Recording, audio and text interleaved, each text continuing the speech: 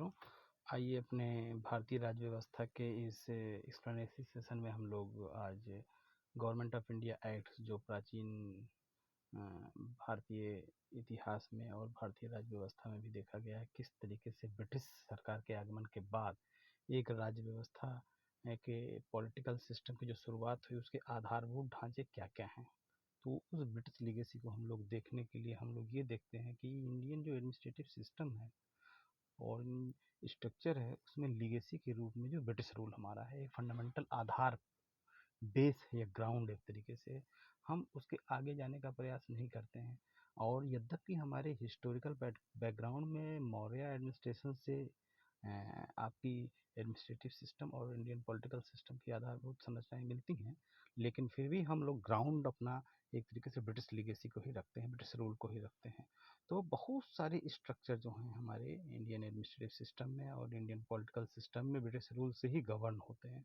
अगर हम उसको कंसीडर करें, जैसे सचिवालय सेक्रेटरीट व्यवस्था हमारी है, ऑल इंडिया सर्विसेज हमारी है, और जो भर्ती है, ट्रेनिंग है, इसके इसके अलावा जितने भी लोकल एडमिनिस्ट्रेशन, डिस्ट्रिक्ट एडमिनिस्ट्रेशन, ये सारे प्रोसीजर हमारे ब्रिटिश गवर्नमेंट या ब्रिटिश लीगेसी ही है। तो हम इसको देखने का प्रयास करेंगे किस तरीके से 1858 से और 1947 तक हमारी ब्रिटिश लीगेसी जो बनी रही वो किस तरीके से बेस रही, और इसी के ऊपर हमारा आने वाला जो आगे का जो इंडियन पॉलिटिकल सिस्टम है पूरा डिपेंड करता है। तो इसको हम 3 भागों में देख रहे हैं, चूँकि हम थोड़ा तेज़ इसमें डिस्कस कर रहे हैं, क्योंकि तेज़ डिस्कस करने का कारण ये है कि बहुत शॉर्ट टर्म का ये मैं वीडियो बना रहा हूँ, बहुत छोटे समय का बना रहा हूँ, और बहुत सारे फंडामेंटल कॉन्सेप्ट इसमें जो आपके बेस के रूप में काम करेंगे वो डिस्कस करेंगे हम। 3 चीज़ें इसमें हैं। पहला, कॉन्स्टिट्यूशन हमारा कैसे विकसित हुआ, संविधान का विकास कैसे हुआ, और जो सिविल सर्विस है, और इसके अलावा बहुत सारे इंस्टीट्यूशन, क्योंकि यही 3 एक तरीके से आधार बेसिक स्ट्रक्चर के रूप में भारतीय पॉलिटिकल सिस्टम और एडमिनिस्ट्रेटिव सिस्टम दोनों में काम कर रहे हैं। अब आप देखें कि कॉन्स्टिट्यूशनल डेवलपमेंट के लिए हम जो है रेगुलेटिंग एक्ट से स्टार्ट करते हैं। यही हमारे लैंडमार्क रहे हैं कि जो कॉन्स्टिट्यूशन डेवलपमेंट कैसे किया। Landmark in the development of constitution during the British rule is British rule are explained as number 1 regulating act 1773।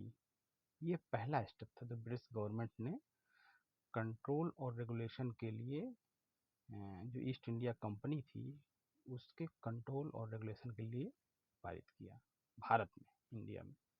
अब इसने क्या किया कि सेंट्रल एडमिनिस्ट्रेटिव सिस्टम की इसने फाउंडेशन नींव डाली। भारत में केंद्रीय प्रशासन कैसे हो 1773 से। अब इसको हम देखेंगे 1773 में वैसे तो बहुत सारी चीज़ें थी, लेकिन इसमें 3 चीज़ें बहुत इम्पोर्टेंट थी जो अक्सर एग्जाम में रिपीट करती रहती है। जैसे कि इसने जो गवर्नर ऑफ बंगाल था उसको गवर्नर जनरल ऑफ बंगाल के रूप में कन्वर्ट कर दिया। ये कई बार फैक्ट आया है। और फर्स्ट गवर्नर जनरल था वारेन हेस्टिंग्स। अब इसने जो और गवर्नर थे बॉम्बे और मद्रास के, उसमें 3 प्रेसिडेंसी थी, तो तीनों जगह गवर्नर थे, उसको सबऑर्डिनेट कर दिया गवर्नर ऑफ बंगाल के। ठीक है, और इसी के तहत एक कलकत्ता में सुप्रीम कोर्ट की स्थापना हुई। ये फैक्ट बार बार आ चुके हैं, इसलिए इसको मैंने 1773 गवर्नमेंट ऑफ इंडिया एक्ट के तहत। ठीक है, इसके बाद 1784 का पिट्स इंडिया एक्ट आया। इसने भी भारत, देखिए पिट्स इंडिया एक्ट कब आया, ये डायरेक्ट क्वेश्चन आ चुका है। तो इसने भी इंडियन अफेयर को डायरेक्ट जो है कंट्रोल ऑफ ब्रिटिश गवर्नमेंट का कर दिया। इसके लिए इसने क्या किया, इसने बोर्ड ऑफ कंट्रोल एक बना दिया। ठीक है, जो कि ब्रिटिश कैबिनेट को रिप्रेजेंट करता था over the court of director, जो ईस्ट इंडिया कंपनी की गवर्निंग बॉडी थी उसके ऊपर एक इसने क्या बन गया, बोर्ड ऑफ कंट्रोल बना दिया। ईस्ट इंडिया कंपनी को भी कंट्रोल करने के लिए वहाँ पर एक वो बन गया। इसके बाद चार्टर एक्ट आया 1883 का।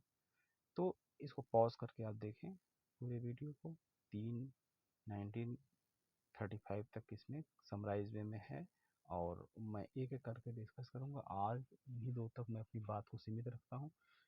इसी सारे फैक्ट को बार बार परीक्षाओं में आते रहे हैं, क्योंकि मैं इसको ज़्यादा लंबा नहीं करना चाहता हूँ, बहुत शॉर्ट में इसको रिप्रेजेंट करना चाहता हूँ, अपनी बातों को और अपनी भावनाओं को इसमें इस तरीके से रखना चाहता हूँ कि जो आगे देखने वाले लोगों को इसमें समझ में आए और एक आधार प्रदान करें। मतलब ये फंडामेंटल है, यहाँ से प्रश्न हर जगह सारे एग्जाम में आते रहते हैं। तो इसको पॉज करके देखें, फिर नेक्स्ट वीडियो में हम अपने इसके आगे इस पर डिस्कस शुरू करेंगे। नमस्कार।